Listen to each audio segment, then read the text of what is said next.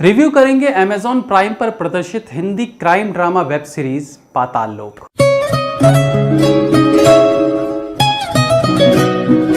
ये एक ऐसी सीरीज है जो शायद एक साल पहले बननी शुरू हुई होगी, लेकिन इस सीरीज में अभी के न्यूज मीडिया में हो रहे कुछ घटनाक्रम काफी मैच करते हैं। ये सीरीज कहीं कहीं आपको अर्नब गोस्वामी के लेटेस्ट कंट्रोवर्सी से भी जुड़ती दिखाई देगी, तो कभी सुधीर चौधरी को जान से मारने की धमकी को भी लाइट में लाती है। हालांकि इस वेब सीरीज के शूट के टाइम पर यह घटनाएं घटी नहीं थी, तो इसे आप एक राइटर की दूरदर्शिता भी कह सकते हो कि रियल घटना से पहले ही उसने आगे होने वाली घटनाओं पर कहानी लिख डाली।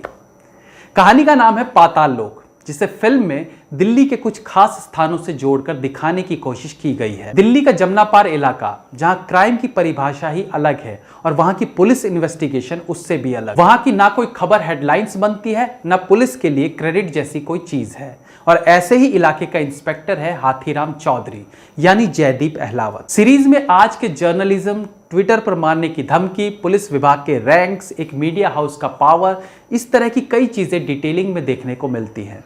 जयदीप अहलावत जो एक नाउमीद इंस्पेक्टर है, जिसे तलाश है एक ऐसे केस की जो उसके करियर को संवार सके।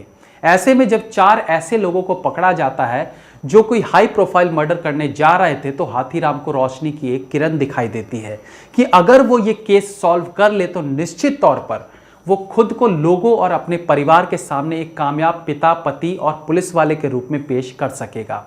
अगर ये वेब सीरीज ना होकर एक फिल्म होती तो ये सीधे कहानी होती हाथीराम की, लेकिन क्योंकि ये 6 घंटे की वेब सीरीज है तो इसमें बाकी सब कैरेक्टर्स को भी बराबर की इंपॉर्टेंस दी गई है, उनके रोल को भी फोकस में रखा गया है।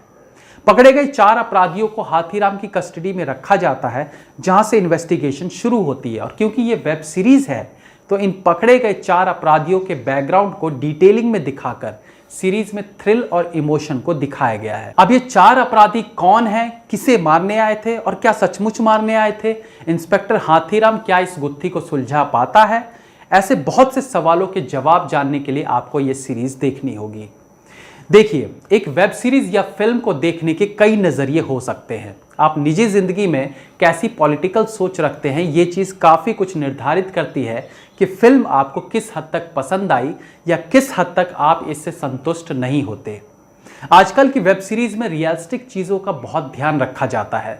बेकार की कॉमेडी नहीं होती, जबरदस्ती के फाइट सीन्स नहीं होते, किरदारों के कपड़े से लेकर डायलॉग और उसकी पृष्ठभूमि से लेकर उसकी भाषा पर बहुत ध्यान दिया जाता है। दूसरा जो आजकल इन वेब सीरीज की शोभा बढ़ाते हैं वो है पॉलिटिकल फंडे, यानी हिंदू मुस्लिम, पॉलिटिकल पार्टीज, पॉलिटिकल सोच, जातिवाद, धर्मवाद, इन सारी चीजों को वेब सीरीज में अलग अलग डायरेक्टर्स अलग अलग तरीके से ट्रीट करते हैं। आसान शब्दों में कहें तो अपनी पॉलिटिकल आइडियोलॉजी के हिसाब से पेश करते हैं। बस यही प्रॉब्लम है। अगर आप रियलिटी बेस्ड फिल्में बनाते हैं और उसमें धर्म को एक खास जगह देते हैं तो फिर आपको निष्पक्ष होकर दोनों नजरियों को दिखाना चाहिए, लेकिन आजकल ऐसा होता नहीं है।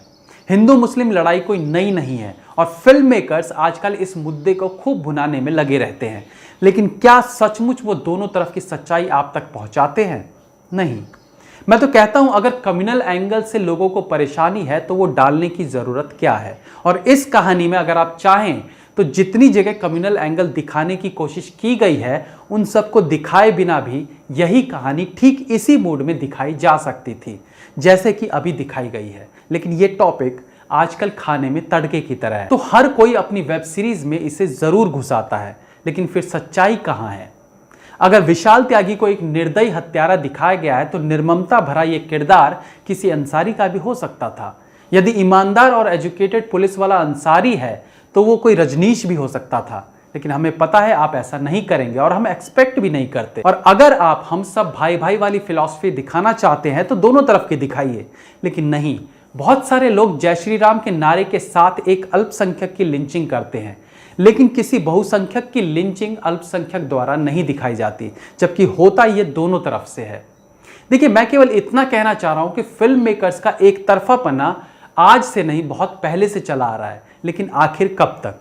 कब तक अच्छा मुसलमान, बुरा मुसलमान, अच्छा हिंदू, बुरा हिंदू, ये सब दिखाकर खुद को सेक्युलर दिखाते हुए इन दोनों कौमों के बीच आप नफरत फैलाते रहोगे और अपनी जेब गर्म करते रहोगे? क्योंकि आपको तो पैसों से मतलब है, आप इस भीड़ का हिस्सा नहीं हो। आप एसी में बैठकर टीवी पर ये दंगे देखने वालों में से हो, जबकि आग आप ही लोगों की लगाई होती है जो आप इस तरह की वेब सीरीज द्वारा लगा जाते हो। लेकिन मैंने कहा था कि फिल्म को देखने का नजरिया आपके पॉलिटिकल नजरिए से होता हुआ गुजरेगा। मुझे भी ये सब बताने की जरूरत नहीं है, लेकिन जब एक फिल्म मेकर ही एक प्रोपेगेंडा के साथ कोई फिल्म बनाता है तो हमें भी अपने रिव्यूज में इन प्रोपेगेंडा पर चर्चा करना पड़ता है। और ये जरूरी भी है क्योंकि अब तक फिल्म क्रिटिक्स इस पर चर्चा करते ही नहीं थे, जबकि फिल्म रिव्यू का मतलब केवल direction, screen play, acting, music तक नहीं है। इससे बहुत ज्यादा है जो अभी तक फिल्म क्रिटिक्स नहीं करते थे, लेकिन होना चाहिए। टेक्निकली बात करें तो कहानी अच्छी है, बेहतरीन तरीके से एग्जीक्यूट की गई है। स्क्रीन प्ले बहुत अच्छा है जो एक मामूली सीन में भी जान डाल देता है। इस सीरीज में करंट की गवर्नमेंट से लेकर जातिवाद और दिल्ली के लोकल गैंगस्टर्स से लेकर उत्तर प्रदेश के बाहुबली, हर किसी पर फोकस किया गया है।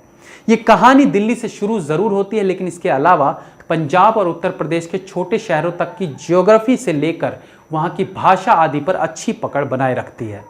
मीडिया के अंदर के षड्यंत्र, बड़ी मीडिया एजेंसी से लेकर छोटे शहर के छोटे पत्रकारों का काम करने का स्टाइल, इन सब चीजों को बारीकी से कहानी में दिखाया गया है। इंसान और जल्लादों के बीच की इस कहानी में एक जानवर की इंपॉर्टेंस भी देखने को मिलती है, जिसे बेहतरीन तरीके से दिखाया गया है। मीडिया हाउस के अंदर एक रिपोर्टर की अपॉर्चुनिटीज को भुनाने की कला, यानी शारीरिक संबंधों के बलबूते आगे बढ़ना और फिर अपनी काबिलियत दिखाना, इन चीजों पर भी फोकस किया गया है। हालांकि सीरीज में यह सच्चाई दिखाई गई है कि केवल लड़की होने के कारण आगे नहीं बढ़ा जाता, बल्कि उसके साथ आपको बेहद टैलेंटेड होना भी जरूरी है। इस तरह की छोटी छोटी आज की कई सारी रियलिटीज को जोड़कर एक जबरदस्त क्राइम थ्रिलर बनाने की यह अच्छी कोशिश है। एक्टिंग की बात करें तो इस सीरीज में जयदीप अहलावत, अभिषेक बैनर्जी, गुल पनाग, विपिन शर्मा, राजेश शर्मा और नीरज काबी जैसे कुछ बेहतरीन एक्टर्स देखने को मिलते हैं। जयदीप अहलावत की बात करें तो शायद ये जो पुलिस वाले का किरदार है वो इनसे बेहतर कोई और निभा नहीं सकता था। एक दिल्ली पुलिस के इंस्पेक्टर का अल्लड़पना, उसका हरियाणवी एक्सेंट, उसकी कद काठी, सब कुछ केवल जयदीप अहलावत से ही परफेक्ट मैच करती है। लंबा कद, हल्का सा पेट बाहर, दिल्ली के गुजर जाटों वाली गाली देने का स्टाइल इस किरदार में और ज्यादा जान डालता है।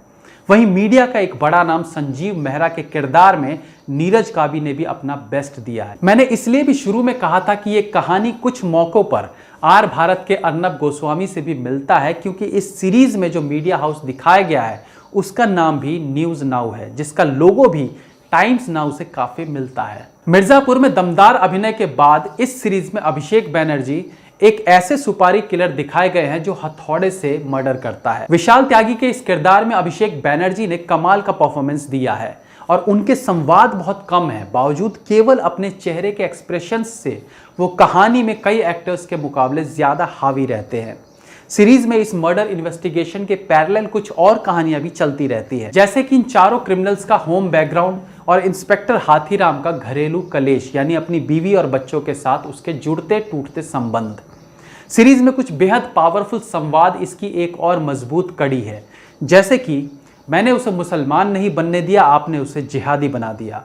इसके अलावा जयदीप अहलावत का एक संवाद है, आधी जिंदगी बाप की आंखों में देखा है कि उसका बेटा बेवकूफ है और अब आधी जिंदगी बेटे की आंखों में नहीं देखना चाहता कि उसका बाप बेवकूफ है। सीरीज में इस डायलॉग में बेवकूफ नहीं बोला गया है और आप समझ गए होंगे कि बेवकूफ की जगह यहां पर क्या यूज किया गया होगा। कहानी में दलितों के लीडर, उनका भाषण, वर्किंग स्टाइल और कुछ असलियतों को भी उजागर किया गया है।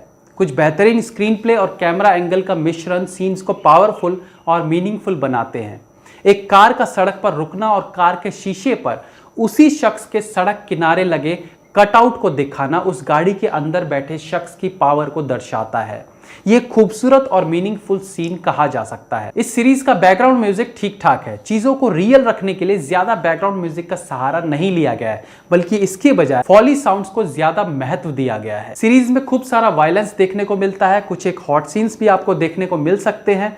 इसके अलावा गालियां तो आजकल की वेब सीरीज की शोभा बढ़ाते ही है, तो इसमें तो कोई शक है ही नहीं कि गालियां ना हो। तो ये आपको डिसाइड करना है कि आप इस सीरीज को अकेले देखना चाहते हैं या किसी और के साथ, क्योंकि फैमिली के साथ तो इस सीरीज को देखा नहीं जा सकता। Have a nice day. कि ये वीडियो YouTube की कम्युनिटी गाइडलाइंस के खिलाफ बनाई गई थी, जो YouTube को 4 दिन बाद पता चलता है। एक्चुअली 4 दिन नहीं, 5 साल बाद पता चला। क्योंकि YouTube का वो ब्रह्मास्त्र चलाने वाला योद्धा इस तरह की रोस्टिंग के रूप में छोटे बड़े शिकार तो पिछले 5 साल से कर रहा था, लेकिन ये बात बहुत